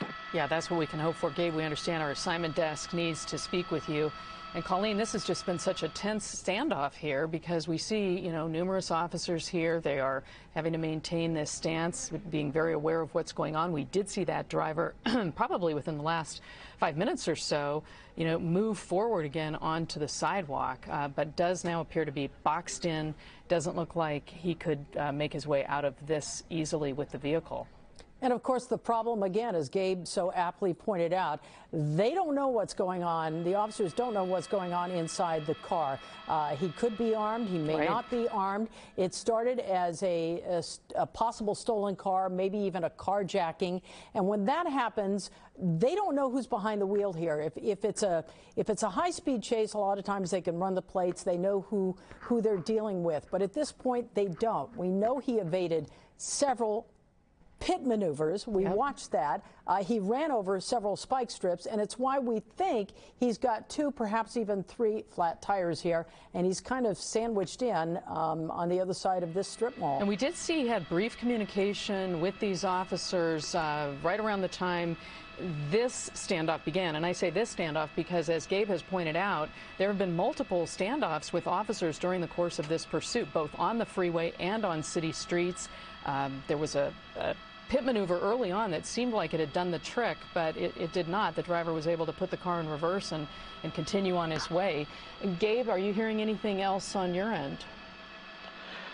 Nothing really new, as we've kind of been saying. We're in a standoff mode. We're in a waiting mode where LAPD, they have time on their side, and they can wait this suspect out for longer than this suspect can wait, because more resources will come to the scene here and relieve the officers here that have been working on this pursuit for the better part of the past 2 hours. Another thing that I want to point out is we were able to zoom the camera in on some of those passenger side tires, and I believe that they are still, at least that rear tire is still inflated. It's hard to tell with that front passenger side tire, but at least that rear tire is still inflated. But hopefully that's not even something we have to worry about here, because we know the flat tire is pinned up against the curb and the rear bumper is pinned up against that LAPD black and white. And we're just kind of in this standoff situation where LAPD can do what they can to wait this suspect out. I throw this out to both you and Carolyn. I mean, when we see some movement through the windshield there, when we get to this point with a situation where a car is boxed in, they're really delaying the inevitable. Have you ever seen this end differently? I mean, there's no way he can pull away and keep driving. And Colleen, I just want to interrupt for a moment, because it looked like I was seeing some movement out of that front windshield. Are you seeing the same? I did. We've got a large... Carolyn and I are sort of separated. She's in the newsroom right now. I happen to be in the studio. And there are a couple of very large monitors down here where I can watch the picture that's coming in from both the ground unit and News Chopper 4 Alpha. And you're right, Carolyn, there's definitely movement going on inside the car. Yeah, it's hard to tell if perhaps he's, moving. Oh, there I see it. There we go. I do see the movement again. There was again. some definite movement there. You can see the driver kind of leaning around into the passenger side. You just saw this person's head there, his hands on the steering wheel, and then appears to be kind of fidgeting around, continuing to look in the passenger seat for something. We're gonna come out wide here for now, but we do see motion from this driver, and he appears to be fidgeting in the past few minutes a lot more than he has been so far. So what that means, it's really hard to tell. This has been a pursuit where it's very hard to predict what the intentions are of this driver, and now that he's fidgeting around more and more, it's very hard to tell if he's just getting agitated of being stuck here for quite a long period of time. This is going to be the longest standoff of this pursuit so far, or if he's hopefully preparing to exit the vehicle. I kind of doubt that's the case, but it's always a little scary when you see the driver maneuvering around. And you have to wonder why at this point. He's been sitting there for a very long time. What's the motivation? Why is he still in the car? He's obviously not going to get away at this point. Yeah, that really becomes the trick. And as Gabe was mentioning, it's so hard when there is that motion in the car to kind of guess. I would imagine for these officers on scene and the deputies, you don't really want to see movement in the vehicle at this point unless it's his hands outside the window giving up. Yeah, you mentioned, if you look at the windshield there, it almost looks like he's reached into the glove box and pulled out a letter or registration or something like that. It's definitely looks like an envelope or something of that ilk. Yeah, it's unusual. It's hard to tell. Gabe, are you able to get a better view of it? Sorry, guys, I was working out some fuel stuff with my pilot. What was it that you're trying to see? Well, again, it's just that movement we're seeing, and Colleen was saying it almost looked like an envelope, perhaps. Yeah, something bright in color. It looks like he was holding. It could be a note of some kind. He could be trying to communicate with officers that way. His hand, I can kind of see from this angle here, is still on the steering wheel, and he appears to be still kind of fidgeting there with stuff in maybe the glove compartment. Really just speculating as far as that goes. This white object, I'm just going to push in really quick and just see what this could possibly be. That just might be like one of those labels that you see. Yeah, the stickers on the front of the car. Yeah. Yeah. Yeah, so that's probably what that is. But as far as what else the suspect is kind of fidgeting with in the car, it's really hard to tell. We have a little fuel update for you guys here. We need to go and refuel in the next couple minutes here, so we'll hold the shot up for as long as we can. But we're going to go refuel, and we have News Chopper 4 Bravo on the way here, along with our crew on the ground, to make sure you guys don't miss any moment here that may happen in this standoff situation in Lakewood. All right. Thank you.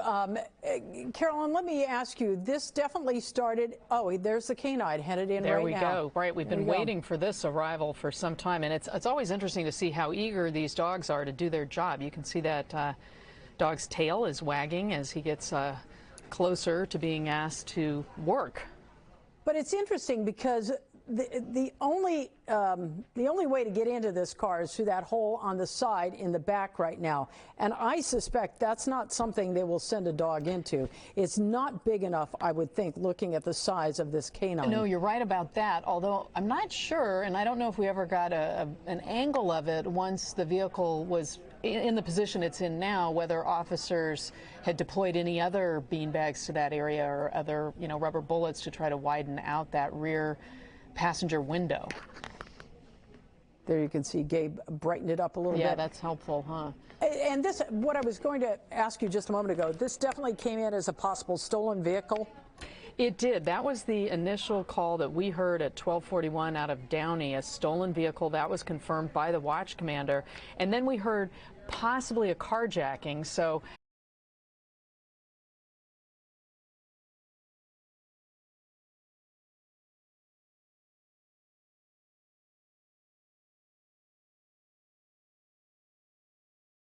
hey, Carolyn, News Chopper 4 Alpha with Eliana Moreno has just arrived over scene, and there's the canine you were talking about just on the other side of the car. Eliana, what do you have?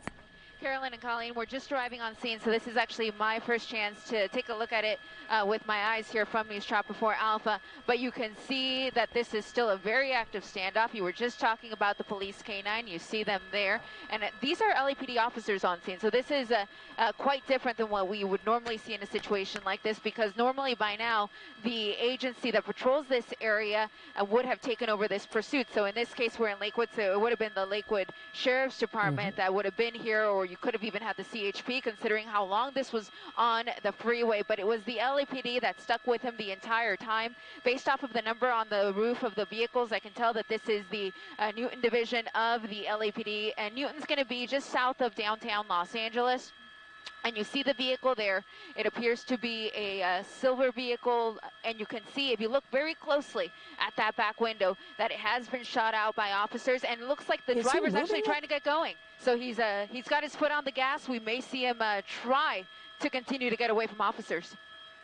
Eliana, the fact that LAPD has stayed with this, does that tell you anything? Do they perhaps know who's behind the wheel here?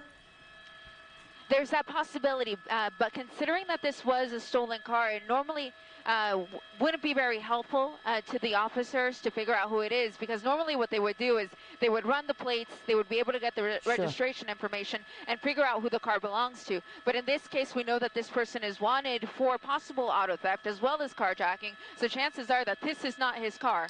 So it's often very difficult to know who is behind the wheel of a stolen car. But I do find it very interesting that despite how much area this pursuit traversed, taking us into areas like Buena Park and Cerritos and Lakewood, where we find ourselves now, that at no point no other agency took over the chase. Oh, here he is. He's coming out, Eliana. Oh, no, the door opened, and then he closed it right back up. But the other thing I noticed, the black and white in front was inching forward. Guy opened the door. At that point, I saw the dog at the ready, and then he closed the door again. He did. He probably saw the dog as well and does not want to get bit, because I can guarantee you they are threatening him with that. They're telling him, if we throw the dog at you, he will bite you. So it is in your best interest to surrender peacefully before that happens. But I'm going to push in a little bit more. It looks like he may be getting out of the car. If I see him reach for anything, I'm going to widen out as quickly as possible, because at this point we do not know if this individual is armed and if this could turn into a shooting. So for that reason, we're going to be very cautious as we shoot this. But we can see that he is there in a black sweatshirt. Yeah, I'm going to widen out just a touch. I saw him moving around in a way I didn't necessarily like. So we're going to see him go to the back of the vehicle, and there goes the dog. So the dog has been launched. He is trying to get this individual into custody. You see him continue to move around and try to avoid the dog, but that dog knows what his duty is. The man is going back in the car, though, so I'm going to widen out again because we don't know if he's going to reach for something inside, and he's reversing. He's going to try to get out of this, folks, so he's going to try to reverse right into those LAPD squad cars, right into that bush, and I really don't think he has anywhere he could possibly go, but he's going to go for it. Eliana, when he came out, the one thing that was glaring to me is he didn't have his hands up. He didn't have his hands up, which means he had no intention of complying. Those officers were asking him, raise your hands. We need to see your hands, because they don't know if there is something on his person that could potentially harm them. But he's going to try to get out of this. Even though he's got two flat tires, he's weaving his way away from these officers on Bloomfield. There's nothing beyond this. I mean, this, if I remember the shot correctly, this is the last black and white, the one that you see across the road, and he's throwing something out. What is? Yeah, he just threw something out the window there. I couldn't quite tell, but he threw something there. It's right next to the sidewalk, and here goes an officer. They're going to try a pit, because at the speeds that he's going at, they can do it. It's a little slow. They normally would like him to go a little bit faster to get some more movement, but there you go. There's the pit by the LAPD. They're going to box him in. You can tell that rear bumper is now completely detached from the car, but he's still going for it. He is fully intent on getting away from these LAPD officers. Boy, I have to tell you, we've covered a lot of chases. I don't think I've ever seen anything like that. Typically, when somebody comes out of the car like that, their hands are up. There was no way his hands were up. He got back in the car when he saw the dog, and now you see him crossing over on the other side of the street. Yeah, wrong side of the road here, but those officers are going to continue to perform pit maneuvers and right past all of those media vans, all of the folks that have come out here to see the termination of this pursuit, because it looked like things were going to be over. He had come to a full stop. He was surrounded by LAPD officers, but he was not ready nor willing to surrender, and the pursuit is now back on. At slow speeds, you see them there about 10 miles an hour, but he's trying to do everything he can to get away, even though he's dragging that bumper, and these officers continue to try pit after pit. Here goes another one. And how far down the road do we see other traffic? I believe that was our last road closure that we had, that we just passed with that yellow tape. The next vehicles that we're going to see are going to be just down the street at the next intersection, but I don't know if we're going to get that far because officers are going to box him in. They've had enough. They're going to box him in every direction, and but he's not done. He is clearly not done, even though he is completely boxed in by the officers here, and then the sidewalk on the other side. He is not willing to surrender, but now he's pinned. He's got really nowhere to go. This has just been incredible. It's Carolyn joining Colleen now on the set with this, and truly remarkable. Never seen anything like this, Colleen. No, and the one thing you couldn't help but notice when he did get out of the car, he appeared to be very agitated. Yes. Wouldn't you say, Eliana? Yeah, he was very agitated. He had his hands to his side. He was moving around in ways that did not make the officers comfortable. In a situation like this, what they want to see when they make the call-outs, they want to see the person throw the keys out the window. They want to see them come out of the car with their hands up.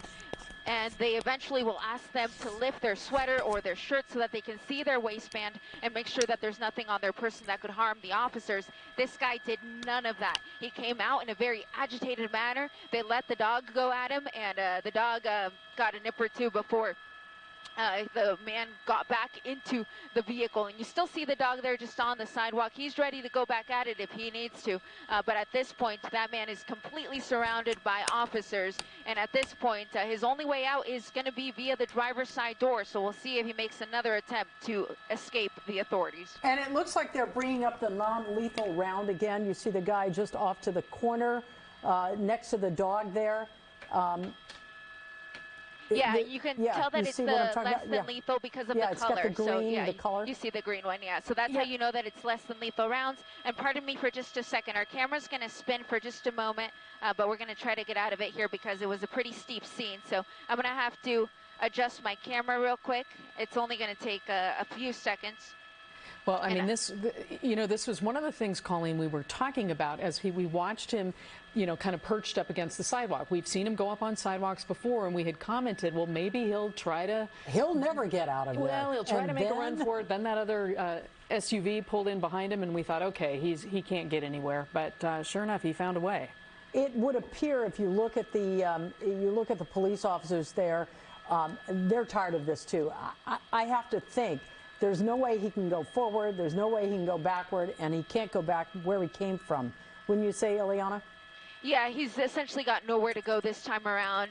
Before, he was able to crash into some bushes to get his way out of that situation that he was at right at Bloomfield and Delamo. He's still on Bloomfield, though this time at Lemming Street. And again, we're still in Lakewood. And in fact, I'll bring our map up for you so that you can see some of these streets and see the speedometer. Though at this point, I don't believe our speedometer is going to be necessary because this guy is not going to be able to go anywhere with his present situation. And it does look, are you seeing some movement again? Well, it's a little difficult to tell now with that tree in our way, but it looked like there was a little bit of movement again from the driver's seat. Yeah, so what we're going to do here is my pilot, James Pollard, is bringing News Chopper 4 Alpha around so we can clear that tree and get a better view of what this individual is doing. If at any point we feel that he is doing anything that could potentially be dangerous, we will widen out the shot. But for now, we feel comfortable showing you the standoff here. This guy has 3 LAPD cruisers completely surrounding him. There's another one just to the rear. And then on this side, it's a pretty high sidewalk there, so it looks like he's not going to be able to continue forward. In fact, if you look at that front tire, it looks like that front bumper is actually stuck there on the sidewalk. So at this point, he really has no other option but to surrender. If he chooses not to and attempts to take off running, the police canine is right there to take him into custody. Yeah, that sidewalk is at least up to half the rim on that front tire. Eliana, we noticed as he was trying to get away, he appeared to throw out not one but 2 items at least, I would think. Is there any talk about what those items might have been? I didn't hear them describe what the items were, but they did appear to be black items, and he threw them on Bloomfield on this side of the street. Unfortunately, there are just so many officers here that I can guarantee you that those articles are already in their custody because they're going to want anything that this guy throws out to be in their possession. And it may be things that are worthless, but that will all be part of the investigation. And so for that reason, they need to go retrieve those items. If it's something like a weapon, then perhaps it's going to make the officers feel a little bit more comfortable because perhaps that means that he's no longer armed, though that doesn't mean that he couldn't have had 2 weapons on him. Now, this all started, we want to remind our viewers, at about 12:40 in the Downey area with reports of a stolen car. That then sort of, we also heard it could be a carjacking, and it's been ongoing ever since. Eliana, that's highly unusual, isn't it? We're looking at some of the more terrifying moments of this pursuit when the driver was headed the wrong way in the carpool lane on the 5 freeway. It was really so dangerous, and I was actually coming up to Whiteman Airport at the time that chase was going on, and I actually got stuck in that pursuit mess there in the Buena Park area on the northbound 5 at the 91 freeway. And my biggest concern is that this guy was driving the wrong way and driving right at me and all of the other drivers who were traveling on the 5 freeway. So it was such a dangerous situation. In my case, I thought it was best to just get off the freeway. Doors open, Eliana. Doors open. Yeah, there's the door opening. So let's see what he does. You see the officers are on such heightened alert here as they see him. What they really want is for him to just throw the keys out, because that means that he definitely can't go anywhere, though at this point I don't know that he could based off of his present situation, but he's slowly going to start to try to make his way out of the car. And they really would prefer to see his hands raised. And there they are. Kind of coming out. Yeah, so there's his hands behind his head. That is perfect. That is exactly what these officers want to see. But this guy has led them on such a wild chase. They still can't trust him. They still have to make sure that he is in handcuffs before they can let their guard down. What they're going to ask him to do here is to walk back in their direction. They may ask him to raise his sweatshirt so that they can see his waistband, make sure that there's nothing on him that could possibly harm them. And when they feel comfortable, they're going to put the handcuffs on him. And eventually, they're going to clear that vehicle to make sure that nobody else is inside. We want to let our viewers know that we will stay on the air. We are starting the NBC4 News at 4 early to bring you this breaking news coverage of this pursuit and the standoff. This has been an intense one lasting nearly 3 hours, Colleen. There you see they're about to put the cuffs on him. Eliana, have they moved in on the car yet? Usually they'll try to assemble a team of officers before they do that, and it looks like it's going to be perhaps this team right here that's going to do it. And so here we go. They're going to come up to the car. They're going to first clear the seats to make sure that nobody is inside. Sometimes you will have an animal in there. You could even have a child in situations like this where the person isn't coming out because they don't know to come out. So what they're also going to do is once they feel comfortable with the seats in the vehicle, they're also going to clear the trunk. You see that officer there to the rear with his hand on the trunk, waiting for another officer to pop it open so that they can also check back there and make sure that nobody is hiding in the back of the vehicle.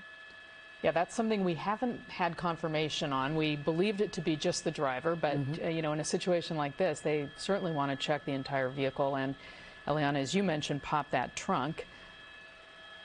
Eliana, I know you're often in communication with the other choppers up there, i.e. law enforcement. Carolyn and I and Gabe had heard that it was a stolen vehicle. That's how it started. But it may have been a carjacking associated with this as well. Was there any talk at all with law enforcement choppers about that as you were arriving on scene? That's actually what we have been hearing as well, that this was possibly somebody wanted in connection with a carjacking. But what wasn't clear was if this car was taken in that carjacking or if this was somebody who was wanted for a carjacking in his own vehicle. So that part is still unclear. It's also unclear if a weapon was used in that carjacking. If obviously these officers are going to know a lot more than we do about those types of things. But if they believed that that man was armed, that could explain why it was that these LAPD Newton Division officers stayed with it, despite having to go all the way into Orange County and finally here into Lakewood Sheriff's territory before they were finally able to take this man into custody here on Bloomfield Avenue. And Eliana, we were anticipating the arrival of SWAT with the Bearcat, but that never made it, did it? They didn't, from what I can tell. In this case, because of where we're at, it would have been the Sheriff's SCB, so the Special Enforcement Bureau, that would have brought their Bearcats to the scene. And so it perhaps just took a little too long to assemble those officers to the location, and that's why we saw the LAPD officers box the vehicle in the way that they did, because normally you wouldn't see this. Normally you would have seen Bearcats from either the SWAT team or the Special Enforcement Bureau surround the person. But in this case, the officers did what they had to do. They had to box him in to prevent him from continuing to get away and wreak havoc here, not only in LA County, but also in Orange County, where he was driving on the wrong side of the freeway at times. So just such a dangerous situation that has finally come to an end here in Lakewood. And this was unusual in so many ways. I mean, we see the LAPD, we talk about jurisdiction here. This is Lakewood. It should have been the Sheriff's Department. When he was on the freeway, typically if it's a police department, they'll hand off on the freeway to the CHP. That didn't happen. This is one where the LAPD followed it all the way to the end, and now we're in the city of Lakewood, I believe, right at Bloomfield and Lemming Street. Yeah, it's really out of the ordinary that we didn't see other agencies come into play, especially when he was on the freeway. As far as I know, the CHP just helped with some of the closures to hold back some of the traffic when he was driving the wrong way, but they were never the actual agency that was in pursuit. And even if they had taken over, they would have left one LAPD cruiser in the chase with them, so that whenever things came to an end, that LAPD officer could take the person back to their jurisdiction, since that is where the pursuit began. It's interesting to look and see all the people out there right now. There's someone out there walking a small dog. There's someone else with a cell phone taking pictures, obviously a camera crew. Where is the guy at this point? Is he in one of the black and whites? I believe I just saw him off here to the side, and think that the LA County Fire Department is actually going to just look at him, make sure that he doesn't have any injuries, because of course he was involved in a few collisions there when the officers did those pit maneuvers. So they're just going to take his vitals, make sure that he is good to be taken to jail. If not, then he will have to go to the hospital. But of course, he will be handcuffed. He will be with officers if that happens. And once the medical staff clear him, then he would go off to jail. And I suppose they're also checking him for a possible dog bite, because we did see that little interaction with the canine. Yes, they would definitely be checking for that as well. I never saw them use anything like a taser, but there was the deployment of those less than lethal rounds. So there's always a possibility that one of those beanbags could have struck him and caused injury. So for that reason, they just need to make sure that he's okay before they take him back to the station or back to jail. Yeah, this was a pursuit that had so many elements to it. On the right-hand side of your screen, you're seeing what really caught our eye earlier when this driver was traveling at high rates of speed, going the wrong direction on the 5 freeway, and got off onto surface streets. I believe this was around Beach Boulevard, where the driver exited, but that came after there was a standoff actually on the freeway with officers. This driver stopped in the carpool lane, faced off a number of officers. Can I ask you a quick question as we're watching this, because I didn't see how he got out of this situation. Well, how in the world did he get from the carpool lane back onto the right side of the freeway? I think the answer might be in this shot right here, as he's facing off the officers. I think he's facing the wrong way. I think what he did eventually was turn around and go the right direction. Right, pulled a U and then got off the freeway and onto city streets, where a lot of this erratic behavior continued while the driver, oh, here he goes. And I think, if I'm not mistaken, this is where he will turn around and go the correct way on the freeway. But we did see the erratic driving, Eliana, on city streets as well, but he did seem to stick to kind of a pattern. For a long while he was on Beach Boulevard and actually continuing to make U-turns and staying on Beach Boulevard. And then the road he's on now, Bloomfield Avenue, he spent quite a bit of time on Bloomfield Avenue. And just from covering police pursuits, we know that drivers tend to stick to an area that is familiar to them. And the reason why they do that is that they don't want to drive themselves into a dead end. Or if they have somebody who they know that lives in the neighborhood, perhaps they could ditch the car nearby and take off running into that home and then have it become a barricade situation. So it would buy them some time at least. So that's why we normally see that people will drive in a set pattern, because they're looking for a way out. And in this man's case, he seemed very comfortable with Beach Boulevard there in the Buena Park area. So he stuck with that for quite a while, eventually making his way over here to Bloomfield, and Delamo is going to be the major here in the Lakewood area. So we're just east of the 605 and south of the 91, and this is where he will or is now in police custody. And the officers really kept him at that location for the bulk of this chase as it began to wind down. And I would assume part of the reason was there were houses almost on every corner, every direction we looked. You saw people peering over the fence at some point, just on the backside of that strip mall where we saw the pizza place, the dentist and the nail salon. There were houses there in a cul-de-sac as well. But officers managed to keep him pinned in so that he didn't get any deeper into a neighborhood like that. And the officers really are trying to protect life and property, so they don't want to put anybody else in a dangerous situation. So considering that this is a highly residential area, they wanted to make sure that they kept eyes on this guy, that he didn't ditch the car and take off running, and then have it become some sort of situation where he could have taken hostages or barricaded himself inside of a home in the area. Fortunately, none of that happened. And as we bring News Chopper 4 Alpha around, you're going to see that he's being placed in the back of that rescue ambulance. So he will go to the nearest hospital. They're going to do a quick check on him to make sure that he's okay to be taken into custody. But I can guarantee you that because he's handcuffed, officer will go in the rescue ambulance with him just in case something comes up. And then there's going to be a trail of officers who are going to follow the ambulance to the hospital as well. You know, it was interesting, Eliana, because when he first came out of the vehicle and we thought he was giving up, he seemed rather agitated. Oh, very. And now there's a real difference in his demeanor. I mean, once he surrendered, he just seemed to really give up peacefully. Yeah, at this point, maybe he's just tired. That was such a long chase. It was high speeds. It was wrong way. This guy really tried everything he possibly could to get away. That includes even getting bitten by a police dog. He had those less than lethal rounds shot at him. So at this point, he is in the back of this ambulance. They're going to take him to the hospital. They will make sure that he's okay before he's taken to jail. Again, in this case, it's going to be LAPD who is making the arrest. So we're going to eventually have him go back to the city of Los Angeles, though we presently find ourselves here in Lakewood. And we still don't know what he threw out of the car. Just before he was stopped, the last time here, he threw, I think, 2 items, as I was watching, 2 items out of the car there. With all the officers there, we know it was picked up. We don't know what it was at this point, do we, Eliana? We don't. I remember them being black objects, and I was just trying to work my way there down Bloomfield to see if I could see it, and our camera's going to spin a little bit as a result. So pardon that.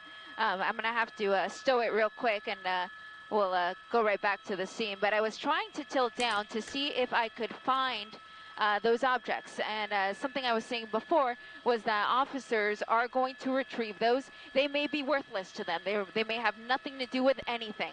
But just in case they are objects of value, perhaps a weapon, for example, they want to make sure that they retrieve those items so that they can take them in as evidence.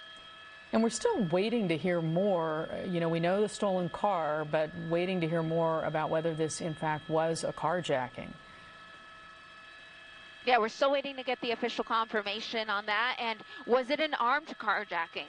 That would really intensify things, and it could explain why this man was so adamant about getting away. I'm just showing you Bloomfield Avenue real quick. I wanted just to show you in terms of traffic what this is doing. Officers shut down Bloomfield entirely, but there's a lot of small residential streets that just shoot off of Bloomfield that will be impacted because of all of this police and fire activity. You know, back to those items that were thrown out, I know this sounds weird, but they almost look like gloves. If you think about the first time he came out of the car and refused to put his hands up, it almost looked like he had gloves on or something like that, and they appeared to be flat items. So it'll be interesting to see what they actually turn out to be, and there were 2 of them. You know, you mentioned the streets there. This is Bloomfield. The one side that where the chase stopped, where they took him into custody, we see the ambulance there. What about the other side? Is there any indication they may open that soon? That will be the side that they open up first, will be the southbound side of Bloomfield. Though at this point, you still have a full closure in both directions. But now that the threat is no longer existing here, I can guarantee you that the southbound side of Bloomfield, which is the side that you see on the right side of the screen, that's going to open up first, and then eventually they're going to have to get a tow vehicle in here to tow the car back because they will keep that as evidence as well. Are you seeing the same thing I'm seeing, Carolyn and Eliana? That's a school crossing. How close is the school here? Let me widen out to see if we can find it real quick. Oh, over here. So here we go, the nearest school, and I don't know the name of the school, but it's just off of Hawaiian Avenue and 207th Street. It does not appear to be an elementary school to me because, actually, no, it does. There you go. I was looking for the playground.